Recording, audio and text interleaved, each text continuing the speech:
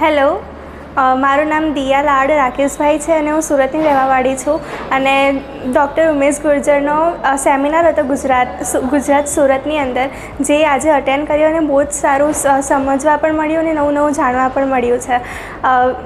Doctor Umesh ગુર્જરના પીએમટીસીના sessions પણ હોય છે, ઓનલાઈન અને ઓફલાઈન બંને.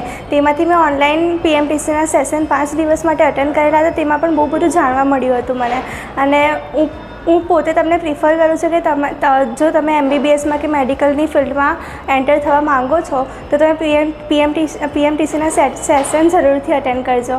અને જેમ ભણવાની બાબત તો અલગ જ રહી.